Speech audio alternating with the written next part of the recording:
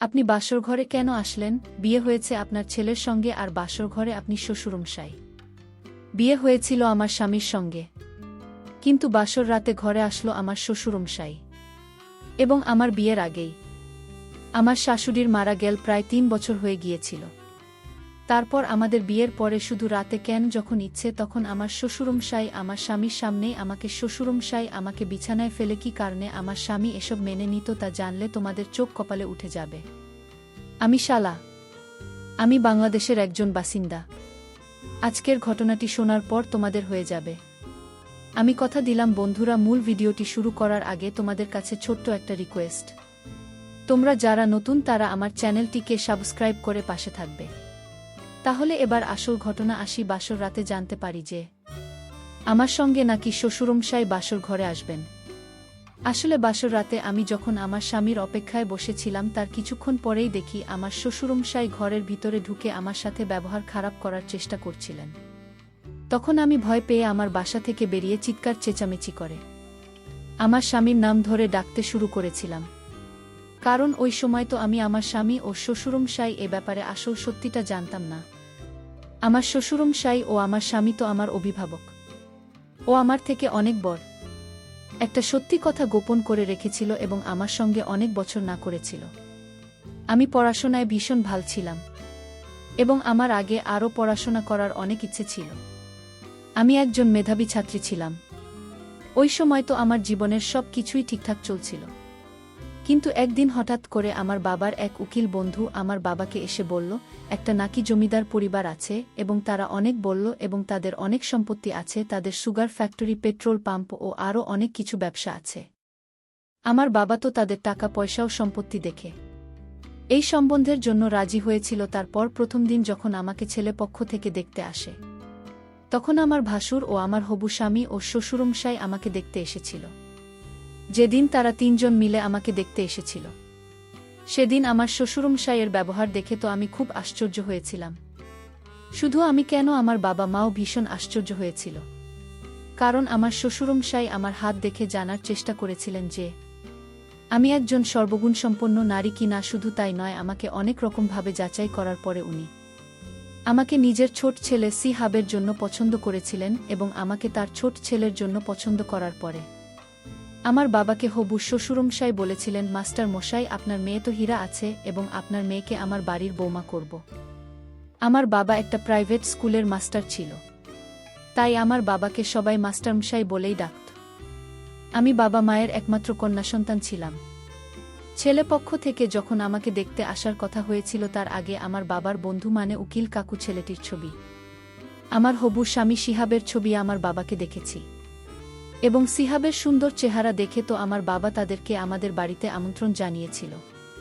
কিন্তু আমরা কেউ স্বপ্নেও ভাবতে পারিনি যে আমার জীবন তো মুহূর্তের মধ্যেই নরকে পরিণত হতে চলেছিল। এমনকি আমার শ্বশুর আমাকে যেদিন দেখতে আসে সেদিনই এই বিয়েটা পাকা করে দিয়েছিল। কিন্তু আমার বাবা যখন এই বিয়েটা পাকা করার আগে ভাবনা চিন্তা করার কিছু দিনের সময় চেয়েছিল, আমার হবু শ্বশুরমশাইকে বলেছিল, জমিদারবাবু, এত তাড়াহুড়ো করার কি আছে, আমাকে তো কিছু দিন সময় দিন ভাবনা চিন্তা করার জন্য। তখন আমার হবু শ্বশুরমশাই আমার বাবাকে বলেছিল, মাস্টারমশাই, এই হিরেটা আমি তাড়াতাড়ি আমার রাজপ্রাসাদে নিয়ে যেতে চাই, আমার রাজপ্রাসাদের শোভা বাড়ানোর জন্য। তারপর আমার হবু শ্বশুরমশাই তার পার্সোনাল উকিলকে মানে আমার বাবার যিনি বন্ধু ছিলেন উকিল কাকু, উনাকে আমার হবু শ্বশুরমশাই চোখে চোখে কিছু ইশারা করলেন। তারপর উকিল কাকু আমার বাবার হাত ধরে বললেন, মাস্টারমশাই, আমি তোমাকে গ্যারান্টি সহকারে বলছি, এর থেকে ভালো পাত্র, এত ভালো পরিবার তুমি লণ্ঠন নিয়ে খুঁজে বেড়ালেও আর পাবে না এবং তোমার মেয়ে ওখানে রাজ করবে, রানী হয়ে থাকবে ওই প্রাসাদের। এর থেকে বেশি তোমরা আর কি চাও? তাই সম্বন্ধটা পাকা করে দাও, বেশি ভাবনা চিন্তা করার কোনো দরকার নেই। আমি আছি তো। ঠিক ওই সময় আমার শ্বশুরমশাই নিজের পকেট থেকে একটা স্বর্ণের আংটি বের করে নিজের ছেলের হাতে দিয়ে বললেন, আংটিটা আজকে পরাতে হবে। তারপর আমার বাবা মাও খুশি হয়ে আমাকে ঘরের ভিতরে নিয়ে গিয়েছিল একটুখানি তৈরি করার জন্য। আমি তখন ঘরের ভিতরে বাবা মাকে বলেছিলাম, বাবা, আমার কিন্তু কিছুই ঠিক লাগছে না, কারণ তারা আমাকে দেখতে এসে এত তাড়াহুড়ো করে বিয়ে পাকা করছে, আমাদের তো কিছু দিনের সময় দেওয়া উচিত ছিল। বাবা তখন আমার মাথায় হাত দিয়ে বলেছিল, শালা, আমার বিশ্বাস যে এর থেকে ভালো পরিবার তুই আর পাবি না মা। কারণ আমি তো শ্বশুরমশাইয়ের সঙ্গে তোর পড়াশোনার ব্যাপারে আলোচনা করেছি, এবং এটা বলছি যে তুই আগে আরও অনেক পড়াশোনা করতে চাস। তখন তো শ্বশুরমশাই বলেছে তুই যত পড়তে চাস ওরা নাকি পড়াবে, পড়াশোনার ব্যাপারে তাদের নাকি কোনো আপত্তি নেই। এবার তুই খুশি আছিস, কারণ তুই যেটা চাইছিস সেটা তো পেয়ে যাচ্ছিস। তারপর বাবা যখন আমাকে এটাও বলেছিল যে আমার শ্বশুরবাড়ির লোকেরা নাকি বিয়ের পরেও আমাকে পড়াশোনা করার সুযোগ দেবে, এই কথা শুনে তো আমি বাবা মায়ের মুখের দিকে তাকিয়ে সেজেগুজে তৈরি হয়েছিলাম। তারপর সেদিনই আমাদের আংটি বদল হয়েছিল, এবং তার কিছুদিন পরেই বিয়ের তারিখ পাকা হয়েছিল। এমনকি আমার আংটি বদল হওয়ার সময় আমার শ্বশুরমশাই যা কাণ্ড ঘটিয়েছিল সেটা শুনে তো আপনারা অনেক বেশি আশ্চর্য হয়ে যাবেন। আসলে আংটি বদলের সময় আমি তো শিহাবকে আংটি পরিয়ে দিয়েছিলাম, কিন্তু জানি না কেন তার মুখে তখন হাসি ছিল না। এমনকি সে তো আমার দিকে তাকিয়েও দেখেনি। শুধু তাই নয়, আমার হবু স্বামীর মুখে তখন হাসি ছিল না। শুধু আমার স্বামী কেন, আমার ভাসুরের মুখে কোনো হাসি ছিল না। তারপর আংটি বদলের সময় শিহাব যখন আমাকে আংটি পরাতে আসেন, তখন জানি না কেন তার হাত জোট করে কাঁপছিল, এবং তার চোখ মুখ লাল হয়ে গেছিল, এবং সে বারবার তার বাবার মুখের দিকে তাকাচ্ছিল, কিন্তু সে আমাকে আংটি পরাতে পারছিল না। তারপর ওই সময় আমার শ্বশুর সবার সামনে শিহাবকে গালাগালি দিয়ে বললেন, ছাড়, তোর দ্বারা কিছুই হবে না, দেয় এই সব কাজটাও আমি করে দিচ্ছি।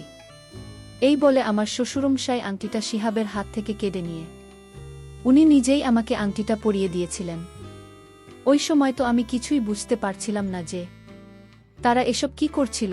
আমার শ্বশুরের কাণ্ড দেখে তো অনেক বেশি আশ্চর্য হয়েছিলাম, এবং আমার হবু স্বামী কেন এত ভয় পাচ্ছিল আমাকে আংটি পরানোর। তখন আমার শ্বশুরের পার্সোনাল উকিল মানে উকিল কাকু আর কি, উনি আমার বাবা মায়ের দিকে মুচকি হেসে বলেছিল, আরে আমাদের শিহাব না, ভীষণ সহজ সরল, আজ পর্যন্ত কোনো মেয়ের দিকে খারাপ নজরে দেখাতো। অনেক দূরের কথা, সে তো আজ পর্যন্ত কোনো মেয়ের সঙ্গে কথা বলেনি, তাই সে হয়তো একটু ঘাবড়ে গেছে। আপনারা এটা নিয়ে কোনো দুশ্চিন্তা একদম করবেন না। তার কিছু দিনের মধ্যেই কিন্তু আমি বিয়ে হয়ে শ্বশুরবাড়িতে চলে আসি। বিয়েতে যখন আমি শিহাবের সঙ্গে মণ্ডপে বসেছিলাম, সেদিন কিন্তু তার মনে অনেক ফুর্তি ছিল, এবং সেদিন কিন্তু আমার শ্বশুরমশাই আমাদের বিয়েতে উপস্থিত ছিলেন না। আমার বাবা যখন আমার শ্বশুরমশাইয়ের খোঁজ স্বামী নিতে শুরু করেছিল, তখন উকিল কাকু আমার বাবাকে বলেছিল রাত্রি 9টার পরে নাকি আমার শ্বশুরমশাই নিজে ওষুধ খেয়ে শুয়ে পড়েন। উনি নাকি 9টার পরে আর রাত জাগতে পারেন না, আর সেজন্যই নাকি উনি আমাদের বিয়েতে উপস্থিত থাকতে পারেননি। এই কথাটা শুনে আমার মনে একটু খটকা লেগেছিল। তারপর বিয়ে করে যখন আমি বিদায় হয়ে শ্বশুরবাড়িতে চলে আসি, তখন বাসর রাতে স্বামীর অপেক্ষায় বসেছিলাম। ভেবেছিলাম স্বামীর সঙ্গে অনেক ভালো সময় কাটাবে। তার কিছুক্ষণ পরেই আমার ঘরের দরজা খুলে উনি যখন আমার ঘরের ভেতরে প্রবেশ করেন, তখন উনাকে দেখে তো আমি অনেক বেশি ঘাবড়ে গিয়ে চিৎকার চেঁচামেচি শুরু করেছিলাম।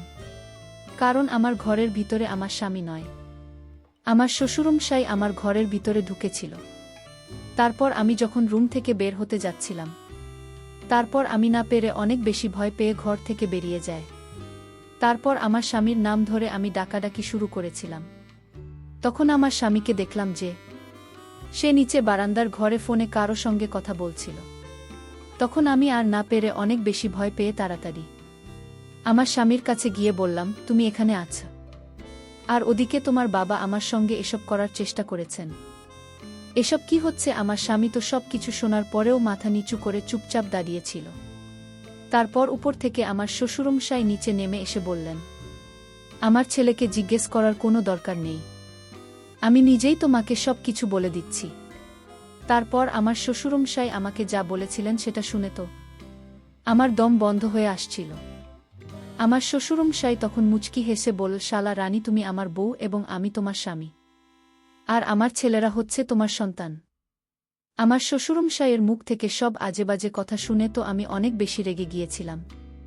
আপনি এসব কি কথা বলছেন? আপনার মাথা ঠিক আছে তো? আমার শিহাবের সঙ্গে বিয়ে হয়েছে। আমি তখন শিহাবকে বললাম, শিহাব, তুমি চুপচাপ এখনো দাঁড়িয়ে আছো কেন?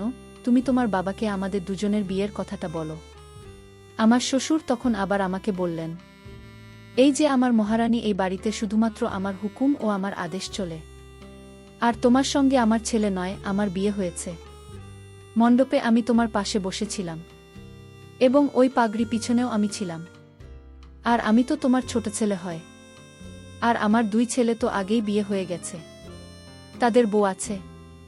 আমি যখন কোনো মতেই এটা বিশ্বাস করতে রাজি হয়নি, জেসি হবে নাকি 1 বছর আগেই বিয়ে হয়ে গেছে, তখন আমার শ্বশুরমশাই তার ছোট বোন ও মায়ের নাম ধরে বাইরে ডাকলেন এবং বললেন আমি নাকি আজ থেকে তার 2 বৌমাদের শাশুড়ি মা হয়। শ্বশুরের মুখ থেকে সবকিছু শোনার পরে তো কিছুক্ষণের জন্য আমি গান শূন্য হয়ে গেছিলাম। তো মনে হচ্ছিল যে আমার মাথা কাজ করা বন্ধ করে দিয়েছে, এবং এটাই তো স্বাভাবিক। তারপর আমি যখন কান্নাকাটি শুরু করে আমার শ্বশুরমশাইকে জিজ্ঞেস করেছিলাম যে উনি আমার সঙ্গে এত বড় ছিল না কেন করেছেন, তখন আমার শ্বশুরমশাই আমাকে বললেন, আমি যদি তোমার বাবার কাছে গিয়ে বলতাম যে আমি তোমাকে বিয়ে করব, তাহলে কি তোমার বাবা এই বিয়েতে কখনো রাজি হতো? কারণ আমি তো একজন বয়স্ক বুড়ো মানুষ, আর তুমি কত তরুণী, তাই আমার ছোট ছেলেকে মোহরা বানিয়ে ছলনা করে তোমার সঙ্গে বিয়ে করেছি, এবং আমি তোমার বাবা ও মাকে মিথ্যে কথা বলছিলাম যে আমার ছোট ছেলে সি হবে, সঙ্গে তোমার বিয়ে দিতে চাই। কারণ প্রথম নজরে তোমাকে দেখি আমি ভেবে নিয়েছিলাম যে বিয়ে তোমাকেই করব, কারণ তুমি কত সুন্দরী ও তরুণী। সেটা যেভাবেই হোক না কেন, আমি বিয়েটা তোমার সঙ্গেই করব। তারপর শ্বশুরের মুখ থেকে সবকিছু শোনার পরে আমি যখন কান্নাকাটি করে আমার শ্বশুরের সামনে হাত জোড় করে বলেছিলাম আমাকে যাতে বাড়ি যেতে দেয়, তখন আমার শ্বশুরমশাই আমাকে বলেছিলেন, ও আমার রানী, তোমাকে তো বিয়ে করেছি এই বাড়ির মালকিন করার জন্য, তাই আজ থেকে এটা বলা ছেড়ে দাও যে তুমি বাবার বাড়ি যাবে। তারপর আমার শ্বশুরমশাই তার ছেলে ও বৌমাদের উপর অনেক জোরে চিৎকার করে হুমকি দিয়ে বললেন, তোমরা 4 জন মিলে এখানে দাঁড়িয়ে কেন নাটক দেখছে, নাকি সব নিজের ঘরে চলে যাও এবং আমাদের স্বামী স্ত্রীদের একা ছেড়ে দাও। এটা আমাদের মাঝখানের ব্যাপার, এমনিতেও আজ আমাদের বাসর রাত। তারপর আমার শ্বশুরমশাই আমাকে ঘরের ভিতরে নিয়ে এসে আমার সঙ্গে জোর করে সারা রাত। সেদিন আমি সারা রাত ঘুমাইনি। সেদিন সারা রাত আমার চোখ দিয়ে জল পড়েছিল, এবং আমার কিছুই বুঝতে বাকি ছিল না যে আমার সঙ্গে অনেক বড় অন্যায় হয়েছিল। কিন্তু সেদিনই আমি নিজের মনে মনে প্রতিজ্ঞা করেছিলাম যে এটার প্রতিশোধ তো আমি নিয়েই ছাড়ব, এবং আমি নিজের জীবন নষ্ট হতে দেব না, এবং সেটা নিজের জ্ঞান ও উপস্থিত বুদ্ধির মাধ্যমে করব। আমার সঙ্গে অত বড় অপরাধ হওয়া সত্ত্বেও আমি কিন্তু হার মানিনি। এমনকি ওই বাড়িতে কিছুদিন থাকার পরে আমি বুঝতে পেরেছিলাম যে আমার শ্বশুরমশাই তার ছেলে ও বৌমাদের ভয় দেখিয়ে রেখেছিলেন। এমনকি আমার শ্বশুর তো তার ছেলেদের হাত খরচের জন্য 1 টাকাও দিত না। আমার শ্বশুরমশাই মানে আমার স্বামী তাদেরকে সারাক্ষণ অপমান করত। এমনকি তারা 4 জনে আমার শ্বশুরের প্রত্যেকটা কথা ভয়ে মাথা নত করে পেতে দিত, কারণ তারাও বাধ্য ছিল। আমার শ্বশুরের এত সম্পত্তি থাকা সত্ত্বেও সে তার ছেলেদেরকে কিছু দিত না, এবং তাদের 20 টাকার প্রয়োজন হলেও তারা আমার বুড়ো শ্বশুরের কাছে হাত পেতে চেয়ে নিত। এমন নয় যে সব কিছু জানার পরেও আমি সেখান থেকে পালানোর কোনোদিন চেষ্টা করিনি। আমি বীরুর কাছ থেকে পালানোর অনেক চেষ্টা করেছিলাম। এমনকি আমার বাবা মা সব কিছু জানতে পেরে যখন আমার শ্বশুর বাড়িতে এসেছিল আমাকে সেখান থেকে নিয়ে যেতে, কিন্তু আমার বুড়ো স্বামী আমার বাবা মাকে হুমকি দিয়েছিল, এবং বুড়োর যেহেতু অনেক টাকা ও সম্পত্তি ছিল, তাই আমার বুড়ো স্বামী আমার বাবা মাকে বলেছিল তারা যদি বেশি বাড়ায় তাহলে আমার বুড়ো স্বামী নাকি টাকার জোর দেখে আমার বাবা মাকে মিথ্যে কেসে ফাঁসিয়ে দিয়ে জেলের ভিতরে ভরে দেবে। আমার বুড়ো স্বামী মানে শ্বশুরমশাই তাদেরকেও শাস্তি দিতে ছাড়ত না। আর এই সব কিছুই উকিল কাকুর জন্যই হয়েছিল, কারণ ওই উকিল তো সব কিছুই আগে থেকে জানতেন। উকিল আমার স্বামীর ডান হাত ছিল, সে টাকার লোভে আমার শ্বশুরের সব কথা শুনতে এবং আমার জীবনটাকে নষ্ট করেছিল, এবং আমার শ্বশুরের টাকা পয়সা সব কিছুর হিসেব উকিল রাখতে। বন্ধুরা, পরিশেষে একটি কথা তোমাদের উদ্দেশ্য করে বলতে চাই, তোমরা বিয়ের আগে অবশ্যই সময় নিবে। তাড়াহুড়ো করে বিয়ে করবে না বা বিয়ে দেবে না, তাহলে আজকের মতো অবস্থা তোমাদের হবে। বন্ধুরা, গল্পটি ভালো লাগলে লাইক করে পাশে থাকবেন। ধন্যবাদ।